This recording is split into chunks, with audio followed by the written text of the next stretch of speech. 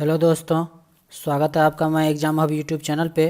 तो आज के इस वीडियो में हम लोग जीके जीएस के जो है कुछ क्वेश्चन इंपॉर्टेंट क्वेश्चन प्रैक्टिस करेंगे। इसका सेट 1 है जो कि आपके आने वाले एग्ज़ाम के लिए, किसी भी एग्ज़ाम के लिए जिसमें जीके जीएस पूछा जाता है, जैसे कि बीपीएससी हो गया, बिहार दरोगा हो गया, Bihar SSC, UP PCS, UPSI, any other competitive examination जो भी जिसमें जीके जीएस पूछा जाता है उसके लिए ये वीडियो जो है, ये प्रैक्टिस सेट जो है जीके जीएस का आपके लिए इंपॉर्टेंट होगा। आज जो है बेसिकली ज़्यादातर क्वेश्चन रहेगा आपका मॉडर्न हिस्ट्री से और पॉलिटी से क्वेश्चन रहेगा इस सेशन में। आज के इस सेट में ये है सेट नंबर 1। और आगे बढ़ने से पहले बता दें कि यदि आप चैनल पर नए हैं तो सब्सक्राइब कर सकते हैं। ये आप पे डिपेंड करता है कि आपको वीडियो पसंद आ रहा है या नहीं आ रहा है। ओके, तो उम्मीद करते हैं ये वीडियो जो है आपके लिए हेल्पफुल साबित करेगा। यदि चैनल पर नए हैं तो सब्सक्राइब कर लीजिएगा। ओके, और अपने दोस्तों के साथ भी ज़्यादा से ज़्यादा शेयर कर दीजिएगा। तो देखते हैं आज के इस सेट में कौन कौन से इंपॉर्टेंट क्वेश्चन है। पहला क्वेश्चन है, निम्नलिखित में संविधान का कौन सा भाग संशोधित नहीं किया जाता है, नहीं किया जा सकता है। निम्नलिखित में दिया गया जो ऑप्शन में से आपका प्रस्तावना हो गया, राज्य के नीति निर्देशक सिद्धांत हो गए, मौलिक अधिकार हो गया और न्यायिक समीक्षा हो गया। इनमें से कौन सा भाग जो है संविधान का संशोधित नहीं किया जा सकता है? तो इसका आंसर हो जाएगा ऑप्शन नंबर आपका डी सही हो जाएगा। क्या हो जाएगा? ऑप्शन नंबर डी, न्यायिक समीक्षा। ऑप्शन नंबर डी, प्रस्तावना को भी संशोधित किया जा सकता है और एक बार किया जा चुका है। राज्य के नीति निर्देशक तत्व को भी संशोधित किया जा सकता है और मौलिक अधिकार को, लेकिन न्यायिक समीक्षा जो है इसको संशोधित नहीं किया जा सकता है। ओके, ध्यान रखना आपको ऑप्शन नंबर डी, क्योंकि जो है न्यायिक समीक्षा संविधान का क्या है, आधारभूत भाग है जिसका संशोधन नहीं किया जा सकता है। इसका ऑप्शन नंबर आपका डी सही हो जाएगा। क्वेश्चन बताने के बाद 5 सेकंड हम रुकेंगे और तब तक जो है आप अपने मन में जो है आप अपने क्वेश्चन नोट कर सकते हैं। आंसर आप आंसर अपने मन में सोच सकते हैं कि कौन सा आंसर सही होगा, फिर मैं आपको आंसर बताऊँगा। ओके, तो चलिए नेक्स्ट क्वेश्चन पर चलते हैं। नेक्स्ट है, भारतीय संविधान में संशोधन का प्रस्ताव किस देश के संविधान से लिया गया है? भारतीय संविधान में जो है संशोधन का प्रस्ताव जो है कौन से देश से लिया गया ये बताना है आपको, कि जिससे हम संविधान में संशोधन कर सकते हैं। तो ये लिया गया है आपको, तो ये लिया गया किससे? दक्षिण अफ्रीका से। ऑप्शन नंबर इस क्वेश्चन का बी सही हो जाएगा। संशोधन का प्रक्रिया जो है ये कहाँ से लिया गया है? दक्षिण अफ्रीका से लिया गया है। और आर्टिकल जो है भारतीय संविधान के कौन से अनुच्छेद में? आर्टिकल 368 में जो है संशोधन का प्रक्रिया है। इस बात का आपको याद रखना है, ध्यान रखना है। ओके, दक्षिण अफ्रीका से लिया गया, जैसा कि आपको बताया गया था। भारत के संविधान में संशोधन प्रक्रिया जो है वो प्रस्ताव दक्षिण अफ्रीका के संविधान से लिया गया है। चलिए नेक्स्ट क्वेश्चन पे चलते हैं। नेक्स्ट है, राज्यसभा के बारे में कौन सा कथन असत्य है? राज्यसभा के बारे में जो है कौन सा कथन असत्य है? राज्यसभा में 12 सदस्य प्रधानमंत्री द्वारा मनोनीत किए जाते हैं। राज्यसभा के 1/3 सदस्य हर 2 वर्ष में सेवानिवृत्त होते हैं। राज्यसभा भंग नहीं हो सकती और राज्यसभा का सभापति उपराष्ट्रपति होता है। कौन सा कथन असत्य है ये पूछा जा रहा है। तो ये हो जाएगा ऑप्शन नंबर आपका ए सही हो जाएगा। राज्यसभा में जो है 12 सदस्य जो है वो प्रधानमंत्री द्वारा मनोनीत नहीं किया जाता है। किसके द्वारा किया जाता है? राष्ट्रपति के द्वारा मनोनीत किया जाता है। इस बात का आपको ध्यान रखना है। राष्ट्रपति के द्वारा जो है मनोनीत किया जाता है राज्यसभा के 12 सदस्य।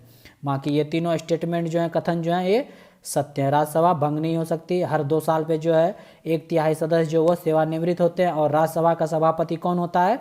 उपराष्ट्रपति होता है। तीनों जो है स्टेटमेंट कथन सत्य हैं, याद रखना आपको, इंपॉर्टेंट है। नेक्स्ट क्वेश्चन चलते हैं। और राज्यसभा में जो है, राज्यसभा में 250 सदस्य होते हैं, जिनमें से 238 जो है वो चुने जाते हैं और 12 जो है राष्ट्रपति द्वारा मनोनीत किया जाता है, जैसा कि आपको बताया गया था। ओके, ये प्रधानमंत्री द्वारा नहीं किया जाता है, राष्ट्रपति के द्वारा किया जाता है।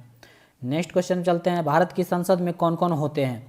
भारत के संसद में कौन कौन होते हैं? लोकसभा होता है, राज्यसभा होता है। ऑप्शन नंबर बी है लोकसभा, राज्यसभा, मंत्रिपरिषद, लोकसभा, राज्यसभा, प्रधानमंत्री, लोकसभा, राज्यसभा और राष्ट्रपति। कौन कौन से मिलके जो है राष्ट्र भारत की संसद का निर्माण करते हैं? तो ये हो जाएगा ऑप्शन नंबर आपका डी सही हो जाएगा। लोकसभा, राज्यसभा और राष्ट्रपति, इन तीनों मिलके जो है संसद का निर्माण होता है, पार्लियामेंट का निर्माण होता है। याद रखना, आसान सा क्वेश्चन है, इंपॉर्टेंट है लेकिन। चलिए नेक्स्ट क्वेश्चन पे चलते हैं। नेक्स्ट है, शिक्षा का अधिकार अधिनियम। शिक्षा का अधिकार अधिनियम 2009 में गरीबों को 25% जो मुफ्त सीटों का आदेश दिया गया है, जिसमें भारत के निम्नलिखित स्कूल हैं। इनमें से कौन कौन से स्कूल शामिल है ये बताना है। इस आरक्षण में, इस शिक्षा के अधिकार अधिनियम में जो है मुफ्त सीट का जो है आदेश दिया है, कौन कौन से स्कूल इनमें शामिल है? तो ये हो जाएगा आपका option number D. Option number D इस क्वेश्चन का हो जाएगा सरकारी स्कूल, अनुदानित प्राइवेट स्कूल और बिना अनुदानित प्राइवेट स्कूल। ये तीनों जो है शामिल है, जिसमें जो है गरीबों के लिए जो है 25% जो है मुफ्त सीट देने का आदेश दिया गया है शिक्षा का अधिकार अधिनियम 2009 के तहत। ओके, उम्मीद करते हैं ये सारे क्वेश्चन जो है आपके लिए हेल्पफुल साबित करेंगे और अच्छे क्वेश्चन है, अच्छे लेवल के क्वेश्चन है, कुछ आसान भी हैं, कुछ अच्छे लेवल के क्वेश्चन भी हैं। ओके, उम्मीद करते हैं ये प्रैक्टिस सेट जो है आपके लिए इंप्रूव करेगा आपके जीके जीएस के तैयारी में। चलिए नेक्स्ट क्वेश्चन पे चलते हैं। नेक्स्ट है निम्नलिखित पर ध्यान दीजिए। निम्नलिखित कथन दिए गए हैं, इस पर आपको ध्यान देना है। भारत का मुख्य न्यायाधीश और सुप्रीम कोर्ट के अन्य न्यायाधीश, राष्ट्रपति जो है उपरोक्त में से किसकी नियुक्ति के लिए सर्वोच्च न्यायालय के न्यायाधीशों से परामर्श कर सकता है। भारत का मुख्य न्यायाधीश का नियुक्ति करना चाहे जो है भारत का सुप्रीम कोर्ट है उसका अन्य न्यायाधीश का किसी अन्य न्यायाधीश का नियुक्ति करना है, उसके लिए जो है राष्ट्रपति जो है सर्वोच्च न्यायालय के न्यायाधीशों से परामर्श ले सकता है, ये पूछा जा रहा है। तो कौन सा कथन सही है ये बताना आपको, केवल एक, केवल दो, एक और दो, दोनों और इनमें से कोई नहीं। तो इसका आंसर हो जाएगा आपका ऑप्शन नंबर इसका हो जाएगा आपका सी सही, एक और दो दोनों, ऑप्शन नंबर सी सही हो जाएगा। याद रखना आपको ऑप्शन नंबर एक और दो। भारत का मुख्य न्यायाधीश हो चाहे सुप्रीम कोर्ट का अन्य न्यायाधीश हो, राष्ट्रपति जो है इसकी नियुक्ति के लिए सर्वोच्च न्यायालय के अन्य न्यायाधीशों के साथ परामर्श करते हैं और उसके बाद जो है नियुक्ति करते हैं। इस बात का आपको ध्यान रखना है। ऑप्शन नंबर सी सही हो जाएगा, 1 और 2 दोनों। नेक्स्ट क्वेश्चन पर चलते हैं। ये जो राष्ट्रपति जो है ये जो अनुच्छेद जो 124(2) के अनुसार जो सर्वोच्च न्यायालय की नियुक्ति करने के लिए राज्य के उच्च न्यायालय के न्यायाधीश से परामर्श ले सकते हैं। ये बात का आपको ध्यान रखना है। राष्ट्रपति जो है ये इसके तहत करता है। नेक्स्ट क्वेश्चन है 1986 में नागरिकता अधिनियम के विभिन्न संशोधनों में निम्नलिखित परिणाम दिए गए। 1986 में जो है नागरिकता अधिनियम में संशोधन किया गया, तो इसके दरमियान जो है कथन दिए गए हैं, परिणाम दिए गए, उनमें से बताना है कि कौन सा सत्य है। दोहरी नागरिकता, 18 से कम उम्र में सही मतदान, श्रीलंका, बांग्लादेश आदि के शरणार्थियों द्वारा नागरिकता प्राप्त करने में कठिनाई, इनमें से कौन सा सत्य है ये बताना है। कौन सा कथन सत्य है, तो ये हो जाएगा ऑप्शन नंबर आपका कौन सा हो जाएगा, तो आंसर कर सकते हैं आप। तो ये हो जाएगा ऑप्शन नंबर सी, केवल 3 जो है श्रीलंका, बांग्लादेश आदि के शरणार्थियों द्वारा जो है नागरिकता प्राप्त करने में कठिनाई, इसमें जो है ये जो परिणाम हुआ था 1986 के नागरिकता अधिनियम के तहत। ओके, तो इसके क्या एक्सप्लेनेशन है देख लेते हैं। पहली बात तो ये हमें ध्यान रखना होगा कि भारत के संविधान ने पूरे देश में एकल नागरिकता, दोहरी नागरिकता का तो कोई बात ही नहीं किया गया भारत के संविधान में, एकल नागरिकता है। ओके, OCI और PI जैसे अवधारणा के बावजूद जिन्हें विलय कर दिया गया था, अब भारत में कोई दोहरी नागरिकता नहीं है। जो लोग इन श्रेणियों में वो मतदान अधिकार प्रयोग नहीं कर सकते हैं। जो लोग जो है जो उसको बोलते हैं क्या बोलते हैं, जो PIO या OCI गैर नागरिक मतलब कि इंडिया का नागरिक नहीं है, लेकिन वो इन सिटीजनशिप जो है नहीं है, लेकिन वो दूसरे जगह पे रहता है, तो इस कारण जो मतदान जो है वो नहीं कर सकता है। ओके, प्रवासी जो इसको बोलते हैं, मतदान का अधिकार जो है ये संवैधानिक और 61वें संविधान संशोधन के द्वारा जो है मताधिकार जो है 21 वर्ष से घटाकर 18 कर दिया गया था। ये इम्पोर्टेंट है, ये आप याद रख सकते हैं। जो 61वां संविधान संशोधन के द्वारा जो है मतदान करने का आयु जो है 21 से घटाकर 18 कर दिया गया था। चलिए नेक्स्ट क्वेश्चन पे चलते हैं। उम्मीद करते हैं ये सारे जो है आपको समझ में आ गए होंगे। नेक्स्ट निम्नलिखित पर ध्यान दीजिए। लोकसभा, राज्यसभा और विधानसभा सदस्य, राज्यसभा का सभापति इनमें से किसके मतों से चुना जाता है। पूछा जा रहा है कि राज्यसभा का सभापति जो है इनमें से किसके मतों के द्वारा चुना जाता है। तो राज्यसभा का सभापति कौन होता है, राज्यसभा का सभापति होता है उपराष्ट्रपति होता है। कौन होता है, उपराष्ट्रपति होता है राज्यसभा का सभापति। इस बात का आपको ध्यान रखना है। तो उपराष्ट्रपति का चुनाव जो है ये किससे होता है, तो हो जाएगा इसका ऑप्शन नंबर आपका बी सही हो जाएगा। लोकसभा और राज्यसभा के सदस्य जो है ये चुनाव करते हैं, इसके मत से चुना जाता है राज्यसभा का सभापति जो कि उपराष्ट्रपति होता है। चलिए इसका एक्सप्लेनेशन देख लेते हैं। भारतीय संविधान के अनुच्छेद 89(1) के अनुसार जो है राज्यसभा का सभापति कौन होता है, उपराष्ट्रपति होता है। अनुच्छेद 66(1) के अनुसार उपराष्ट्रपति को लोकसभा और राज्यसभा के सदस्यों द्वारा अनुपातिक प्रतिनिधित्व प्रणाली द्वारा चुना जाएगा। राज्यसभा के उपसभापति को केवल राज्यसभा सदस्यों द्वारा चुना जाता है। इस बात का आपको ध्यान रखना है। ओके, इंपॉर्टेंट है, आर्टिकल आपको याद रखना है। 89(a) के अनुसार जो है राज्यसभा का सभापति कौन होता है, उपराष्ट्रपति होता है, और अनुच्छेद 66(1) के तहत जो है उपराष्ट्रपति को लोकसभा और राज्यसभा के सदस्य द्वारा चुना जाता है। इंपॉर्टेंट क्वेश्चन, याद रखना, बहुत कन्फ्यूजन होता है इस तरह के क्वेश्चन में। उम्मीद करते हैं समझ में आ गया होगा। चलिए नेक्स्ट क्वेश्चन पर चलते हैं। नेक्स्ट है, राष्ट्रीय वरिष्ठ नागरिक परिषद का अध्यक्ष कौन होता है? राष्ट्रीय वरिष्ठ नागरिक परिषद जो है उसका अध्यक्ष कौन होता है? भारत का प्रधानमंत्री होता है, या राष्ट्रीय विकास परिषद का अध्यक्ष होता है, नीति आयोग का वाइस चेयरमैन होता है, या सामाजिक न्याय और अधिकारिता मंत्री का होता है?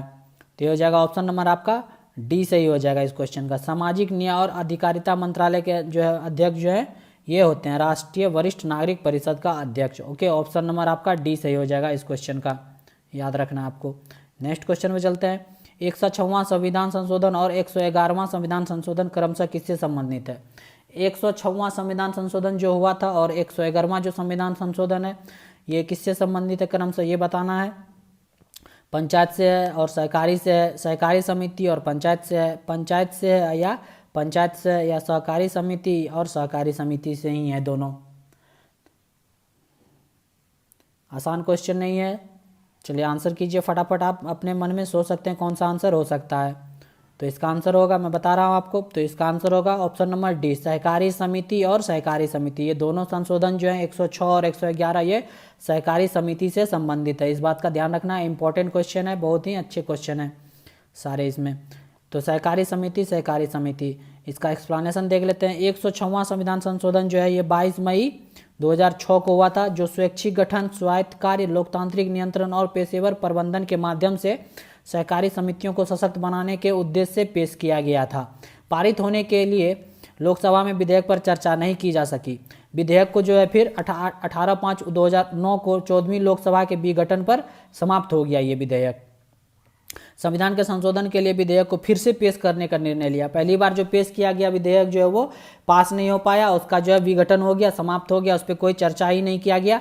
इसके अनुसार इसके बाद जो है फिर से विधेयक को पेश किया गया 30/9/2000 जो है 2009 को लोकसभा के संविधान के 111वां संशोधन के रूप में पेश किया गया था। इसलिए जो है 106वां संविधान संशोधन और 111वां संविधान संशोधन दोनों जो है ये सहकारी समिति से संबंधित है। इंपॉर्टेंट क्वेश्चन है, याद हो गया होगा, उम्मीद करते हैं आपको ये याद रखना है। चलिए नेक्स्ट है, भारत में गार्जियन ऑफ पब्लिक पर्स किसे कहा जाता है? गार्जियन ऑफ पब्लिक पर्स किसे कहा जाता है? जो भी रुपये का कारोबार होता है सारे जो है करते हैं, उसका देखभाल कौन करता है, किसके अंडर में? तो ये होता है नियंत्रक और महान्यायवादी। कंट्रोलर, ऑडिटर, नियंत्रक एवं महान्यायवादी को कहा जाता है भारत में गार्जियन ऑफ पब्लिक पर्स कहा जाता है, याद रखना इंपॉर्टेंट है। नेक्स्ट है, भारत में किसको देश के वित्त का संरक्षक माना जाता है? निम्नलिखित में से किसको जो है देश के वित्त का संरक्षक माना जाता है? तो ये माना जाता है वित्त मंत्री को। ऑप्शन नंबर बी सही हो जाएगा, वित्त मंत्री को जो है वित्त का संरक्षण माना जाता है। ऑप्शन नंबर बी इस क्वेश्चन का सही हो जाएगा, याद रखना है आपको, इंपॉर्टेंट क्वेश्चन है। तो जो नेक्स्ट क्वेश्चन पे चलते हैं। नेक्स्ट है, भारत में किसी शहर का पहला नागरिक कौन सा है? भारत में जो है किसी शहर का पहला नागरिक कौन होता है? तो ये होता है मेयर। ऑप्शन नंबर ए सही हो जाएगा इस क्वेश्चन का। मेयर जो है वो किसी भी शहर का पहला नागरिक होता है। जैसे भारत का पहला नागरिक कौन होता है? राष्ट्रपति। उसी तरह किसी शहर का पहला नागरिक कौन होता है? तो वो होता है मेयर, याद रखना है, इंपॉर्टेंट है। नेक्स्ट क्वेश्चन पे चलते हैं। नेक्स्ट है, भारत जो अंतर्राष्ट्रीय लोकतंत्र और चुनाव प्रबंधन संस्थान कहाँ स्थित है? अंतर्राष्ट्रीय लोकतंत्र एवं चुनाव प्रबंधन संस्थान कहाँ स्थित है? तो यह है नई दिल्ली में। ऑप्शन नंबर ए सही हो जाएगा इस क्वेश्चन का, नई दिल्ली, याद रखना आपको, ऑप्शन नंबर ए नई दिल्ली। नेक्स्ट क्वेश्चन पे चलते हैं। इसकी स्थापना जो है चुनाव आयोग ने 2011 ईस्वी में की थी, भारत अंतर्राष्ट्रीय लोकतंत्र एवं चुनाव प्रबंधन। नेक्स्ट क्वेश्चन है, नेहरू रिपोर्ट के अनुसार जो है भारत की संसद की संरचना निम्न अनुसार थी। नेहरू रिपोर्ट के अनुसार भारत की संसद की संरचना कैसी थी? उस संरचना में राष्ट्रपति, राज्यसभा और लोकसभा था, क्राउन था, लोकसभा या राज्यसभा था, क्राउन हाउस ऑफ पीपल या हाउस ऑफ स्टेट था, या क्राउन था, सीनेट था, हाउस ऑफ रिप्रेजेंटेटिव था। नेहरू रिपोर्ट के अनुसार जो है भारत की संरचना कैसी थी ये बताना है आपको। चलिए आंसर कर सकते हैं आप, अपने मन में नोट कर सकते हैं, सोच सकते हैं कि कौन सा आंसर इसमें से सही होगा। तो ये हो जाएगा ऑप्शन नंबर आपका डी सही हो जाएगा, ऑप्शन नंबर डी। भारत की नेहरू रिपोर्ट के अनुसार जो भारत की संसद की संरचना में कौन कौन थे? क्राउन था, सीनेट था और हाउस ऑफ रिप्रेजेंटेटिव था। Option number D, important question है, याद कर लेना है आपको। चलिए नेक्स्ट क्वेश्चन पे चलते हैं। नेक्स्ट है, भारत में वित्त आयोग के सदस्यों के रूप में नियुक्त होने के लिए योग्यता कौन निर्धारित करता है? कौन निर्धारित करता है? भारत में जो है वित्त आयोग के सदस्यों की नियुक्ति के लिए कौन निर्धारित करता है ये बताना है आपको। ये करता है कौन? संसद, कानून के द्वारा संसद करता है। ऑप्शन नंबर सी सही हो जाएगा, कानून के द्वारा जो है संसद के द्वारा किया जाता है? इसका योग्यता, भारत में वित्त आयोग के सदस्यों के जो है योग्यता कौन निर्धारित करता है? संसद निर्धारित करता है। ऑप्शन नंबर सी सही हो जाएगा।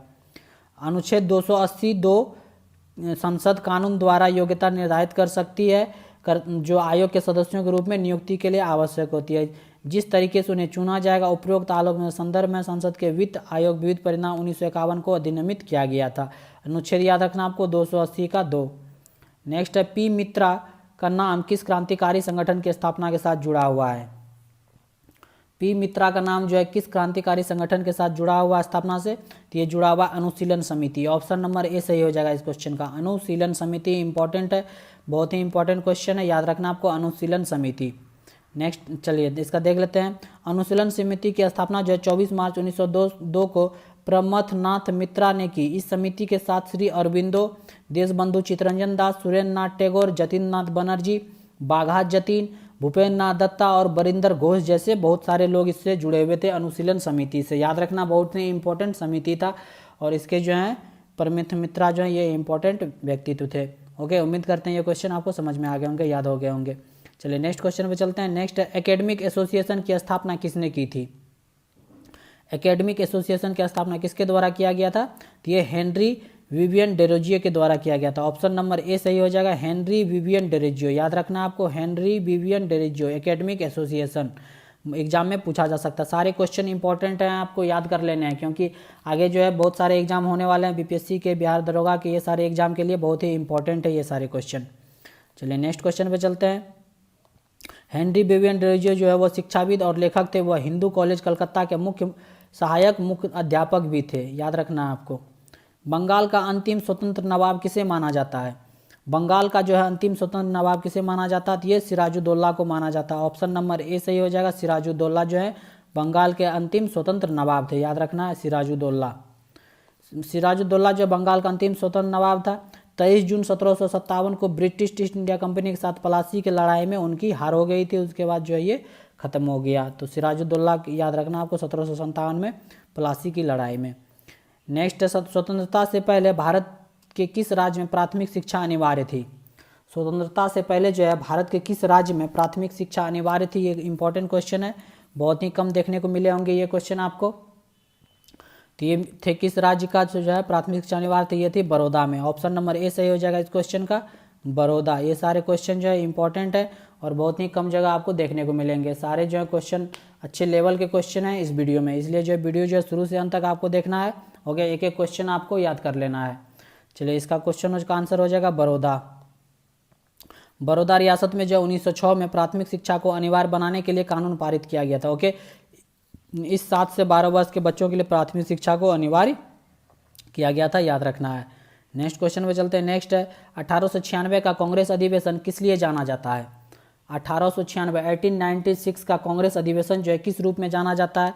क्या पहली बार राष्ट्रीय गीत गाया गया था, या पहली बार राष्ट्रगान गाया गया था, या तिरंगा झंडा पहली बार फहराया गया था, या उपरोक्त में से कोई नहीं?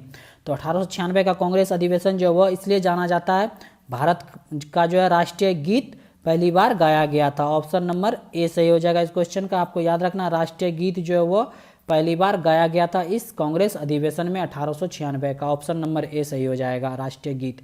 और वंदे मातरम की रचना जो है बंकिम चंद्र चटर्जी ने मूल रूप से संस्कृत में की थी। वंदे मातरम जो है उनके उपन्यास आनंद मठ से लिया गया है। यह उपन्यास 1882 में प्रकाशित हुआ था। तो वंदे मातरम जो है ये एक राष्ट्रीय गीत है जो कि बंकिम चंद्र चटर्जी के द्वारा लिखा गया था, याद रखना। और ये उपन्यास आनंद मठ से लिया गया है, ये भी इम्पोर्टेंट है। चलिए नेक्स्ट क्वेश्चन पे चलते हैं। भारत के राष्ट्रगान का शीर्षक क्या था? जब भारत का राष्ट्रगान लिखा गया था तो उसका शीर्षक क्या था? जनगण मन, भारत भाग्य विधाता, या भारत विधाता? राष्ट्रगान का शीर्षक क्या था? इंपॉर्टेंट क्वेश्चन, एग्जाम में पूछा भी गया है। तो ये हो जाएगा ऑप्शन नंबर आपका डी से हो जाएगा, भारत विधाता। ऑप्शन नंबर डी, भारत विधाता जो है वो भारत के राष्ट्रगान के शीर्षक थे। इंपॉर्टेंट क्वेश्चन है, वेरी वेरी इंपॉर्टेंट है, याद रखना आपको, भारत विधाता। भारत का राष्ट्रीय गान की रचना जो है रविन्द्रनाथ टैगोर ने मूल रूप से बंगाली लैंग्वेज में की थी, बंगाली भाषा में किया गया था। और 24 जनवरी 1950 को संविधान सभा द्वारा इसके हिंदी रूप को राष्ट्रगान के रूप में स्वीकृति दी। ओके, इस राष्ट्रगान को 27 दिसंबर 1911 को पहली बार कांग्रेस अधिवेशन में गाया गया था। यह भी इंपॉर्टेंट फैक्ट है, आपको याद रखना है, एग्जाम में पूछा जाता है। तो सबसे पहले जो है इसको 24 जनवरी 1950 को संविधान के रूप में जो है संविधान सभा द्वारा स्वीकृति दिया गया, और राष्ट्रगान को जो है 27 दिसंबर 1911 को पहली बार कांग्रेस अधिवेशन में गाया गया था। 27 दिसंबर 1911 याद रखना है आपको, इंपॉर्टेंट है ये सारे फैक्ट भी। चलिए नेक्स्ट क्वेश्चन पे चलते हैं। भारत का राष्ट्रगान पहली बार कब गाया गया था? यही क्वेश्चन पूछा गया, इसी से रिलेटेड है, तो उम्मीद करते हैं ये जो आपको पता चल गया होगा आंसर। तो इसका आंसर हो जाएगा ऑप्शन नंबर ए 1911 और कलकत्ता में। ऑप्शन नंबर ए सही हो जाएगा इस क्वेश्चन का आंसर। कलकत्ता अधिवेशन के दौरान जो है पहली बार 1911 में गाया गया था राष्ट्रगान। प्लासी की लड़ाई का स्थान, प्लासी वर्तमान में किस राज्य में स्थित है? प्लासी का जो लड़ाई हुआ था 1757 में, वो वर्तमान में किस राज्य में है ये बताना है आपको। प्लासी तो ये है स्थित है, आसान सा क्वेश्चन है। तो ये है पश्चिम बंगाल में। ऑप्शन नंबर ए सही हो जाएगा, बिहार नहीं होगा, पश्चिम बंगाल होगा। प्लासी जो है वो पश्चिम बंगाल में है, इस बात का आपको ध्यान रखना है। ओके, ऑप्शन नंबर ए। नेक्स्ट क्वेश्चन पे चलते हैं, जो कि 1897 में प्लासी का युद्ध हुआ था उनका ईस्ट इंडिया कंपनी और बंगाल के नवाब के बीच में, और बंगाल के नवाब कौन थे? सिराजुद्दौला, जिसकी हार हो गई थी। नेक्स्ट है प्रसिद्ध विद्यासागर सेतु किस शहर में स्थित है? प्रसिद्ध विद्यासागर सेतु जो है वह किस शहर में स्थित है ये बताना है आपको। तो ये स्थित है कहाँ पे? कलकत्ता में। कहाँ पे स्थित है? कलकत्ता। ऑप्शन नंबर बी सही हो जाएगा, कलकत्ता में स्थित है प्रसिद्ध विद्यासागर सेतु। इसके कुछ एक्सप्लेनेशन है, देख लेते हैं। विद्यासागर सेतु को दूसरा हुगली सेतु भी कहा जाता है। इस सेतु का नाम समाज सुधारक ईश्वरचंद विद्यासागर के नाम पे रखा गया, इस बात का आपको ध्यान रखना है, इंपॉर्टेंट सा क्वेश्चन है। नेक्स्ट है वेदों की और लोटों का नारा किसने दिया था? तो ये दिया गया था, आसान सा क्वेश्चन है। वेदों की और लोटों के नारा स्वामी दयानंद सरस्वती के द्वारा दिया गया था। ऑप्शन नंबर बी सही हो जाएगा इस क्वेश्चन का, option number B. Swami Dayanand Saraswati ने 1875 में, याद रखना आपको, ईस्वी 1875 में जो है आर्य समाज की स्थापना की थी, और वे संस्कृत और वेदों के प्रखंड विद्वान थे। भारत में वेदों की छपाई उनके संरक्षण में पहली बार शुरू हुई। सत्यार्थ प्रकाश जो उनकी सबसे महत्वपूर्ण कृतियों में से एक है, ये भी याद रखना आपको। सत्यार्थ प्रकाश जो है वह किसकी कृति है, किसकी पुस्तक है? तो स्वामी दयानंद सरस्वती, याद रखना, इंपॉर्टेंट है। और 1875 में जो आर्य समाज की स्थापना किए थे। नेक्स्ट है 10 अप्रैल 1917 को चंपारण सत्याग्रह में गांधी जी के साथ और कौन शामिल हुए? 10 अप्रैल 1917 को जो है 1917 को चंपारण सत्याग्रह में जो है गांधी जी के साथ कौन से नेता शामिल हुए थे? तो बाल गंगाधर तिलक, सुभाष चंद्र बोस, राजेंद्र प्रसाद, उपरोक्त में से कोई नहीं। तो ये शामिल हुए थे गांधी जी के साथ कौन? राजेंद्र प्रसाद। ऑप्शन नंबर इस क्वेश्चन का सी सही हो जाएगा, राजेंद्र प्रसाद, याद रखना है आपको, option number C. Next question पे चलते हैं, और जो है महात्मा गांधी 10 अप्रैल 1917 को चंपारण पहुंचे, उनके साथ जो है ब्रजकिशोर प्रसाद, राजेंद्र प्रसाद, अनुग्रह सिन्हा और जेवी कृपलानी भी थे, इस बात का आपको ध्यान रखना। ब्रजकिशोर प्रसाद, राजेंद्र प्रसाद, अनुग्रह नारायण सिन्हा और जेवी कृपलानी भी थे। भारतीय राष्ट्रीय कांग्रेस का लाहौर अधिवेशन का अध्यक्ष कौन था? भारतीय राष्ट्रीय कांग्रेस का जो लाहौर अधिवेशन हुआ था उसका अध्यक्ष कौन था? तो ये था कौन? Pandit Jawaharlal Nehru. Option number A सही हो जाएगा इस क्वेश्चन का, पंडित जवाहरलाल नेहरू जो है इस अधिवेशन के अध्यक्ष थे। 1928 में पहली बार जो है भारत के लिए संविधान का मसौदा मोतीलाल नेहरू द्वारा तैयार किया गया था, और 1929 के कांग्रेस लाहौर अधिवेशन में पूर्ण स्वराज प्रस्ताव पारित किया गया था। इस अधिवेशन में जवाहरलाल नेहरू को कांग्रेस का अध्यक्ष को चुना गया था, याद रखना आपको, कांग्रेस का अध्यक्ष चुना गया था। ओके, 1929 में लाहौर अधिवेशन। चलिए नेक्स्ट क्वेश्चन में चलते हैं। 1916 में कांग्रेस के लखनऊ अधिवेशन की अध्यक्षता किसने की? ये पूछा गया अधिवेशन से, फिर से ये क्वेश्चन है। 1916 में जो है कांग्रेस के लखनऊ अधिवेशन की अध्यक्षता किसने की? तो ये की अंबिका चरण मजूमदार। ऑप्शन नंबर बी सही हो जाएगा, अंबिका चरण मजूमदार के द्वारा जो है 1916 में जो है कांग्रेस का लखनऊ अधिवेशन की अध्यक्षता किया गया, याद रखना आपको, ऑप्शन नंबर बी। कांग्रेस के 1916 के लखनऊ अधिवेशन की अध्यक्षता अंबिका चरण मजूमदार किया था। इस अधिवेशन में कांग्रेस को जो है गरम दल और नरम दल एक मंच पर लाया गया। इसके साथ जो है कांग्रेस और मुस्लिम लीग के बीच जो है ऐतिहासिक लखनऊ समझौता भी हुआ, इस बात का आपको ध्यान रखना। लखनऊ जो है समझौता हुआ कांग्रेस और मुस्लिम लीग के बीच में, इंपॉर्टेंट क्वेश्चन है। नेक्स्ट है 1940 के व्यक्तिगत सत्याग्रह के लिए गांधी जी ने किसे चुना? 1940 में जो है व्यक्तिगत सत्याग्रह हुआ था, उसमें जो गांधी जी जो है किसे चुने थे? तो प्रथम सत्याग्रह ग्रुप में विनोबा भावे को चुने थे। ऑप्शन नंबर ए सही हो जाएगा, विनोबा भावे। 1940 के व्यक्तिगत सत्याग्रह, याद रखना है, इंपॉर्टेंट क्वेश्चन है, विनोबा भावे। अगस्त प्रस्ताव के दौरान जो गांधी जी ने सविनय अवज्ञा शुरू करने का सुझाव दिया। इसके लिए गांधी जी ने आचार्य विनोबा भावे को पहला सत्याग्रही चुना और जवाहरलाल नेहरू को दूसरा सत्याग्रही चुना। याद रखना, इंपॉर्टेंट क्वेश्चन है, वेरी वेरी इंपॉर्टेंट है ये लाइन कि पहला सत्याग्रही किसे चुना गया, विनोबा भावे, और दूसरा सत्याग्रही किसे चुना गया, जवाहरलाल नेहरू, गांधी जी के द्वारा। ओके, याद रखना, आपको इंपॉर्टेंट क्वेश्चन, बहुत ही महत्वपूर्ण क्वेश्चन है। चलिए नेक्स्ट क्वेश्चन पे चलते हैं। नेक्स्ट है प्रत्यक्ष कार्यवाही दिवस जो है 16 अगस्त 1946 को किसके द्वारा मनाया गया। प्रत्यक्ष कार्यवाही दिवस जो है 16 अगस्त 1946 को जो है ये मुस्लिम लीग के द्वारा मनाया गया। किसके द्वारा, मुस्लिम लीग के द्वारा मनाया गया 16 अगस्त 1946 को प्रत्यक्ष कार्यवाही दिवस।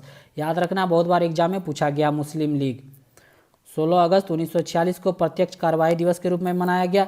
इसका उद्देश्य हिंदू मुस्लिम दंगे उत्पन्न करके यह सिद्ध करना था कि हिंदू और मुस्लिम समुदाय एक साथ नहीं रह सकते, इसका ये उद्देश्य था। नेक्स्ट 1893 में गणपति त्यौहार किसने शुरू किया।